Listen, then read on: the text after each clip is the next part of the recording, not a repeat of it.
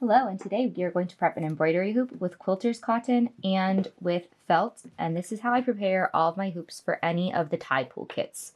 So if you have a tide pool kit, your kit will have come with 2 sheets of felt and 2 sheets of quilter's cotton. We will need one of each of those and your embroidery hoop for this step.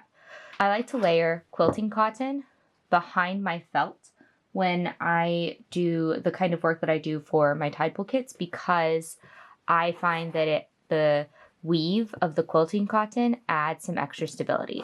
So to do this, I place my quilting cotton over the hoop first, make sure it's centered, and then I layer my felt on top. Okay, we're not centered. I'm gonna scooch this around a little bit. All right, we're looking centered. I loosened the screw on this to start, and now I'm going to place the outer ring on top like this. Make sure it's good and snug all the way around, and then we're going to tighten this screw. This little guy is just to protect it in shipping. You don't need that piece. It's just to make sure that that end doesn't stab anything, so you don't really need to keep that on there. And then I do like to go on the back and give it a little tug all the way around just to make sure it's secure.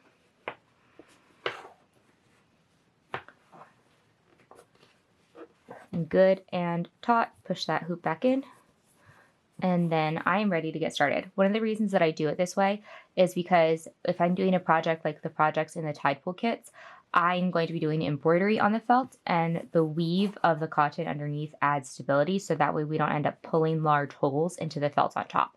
If I'm doing something that's 100% needle felting, this isn't as necessary in that situation. But if we're going to be doing embroidery, beading, all those other things that come along with the tide pool kits, I find that that quilting cotton is just that extra step for the stability that is so essential in getting this project done. I hope you enjoyed, and be sure to check out the rest of the videos in this playlist for other tips on the techniques in the tide pool kits. Bye!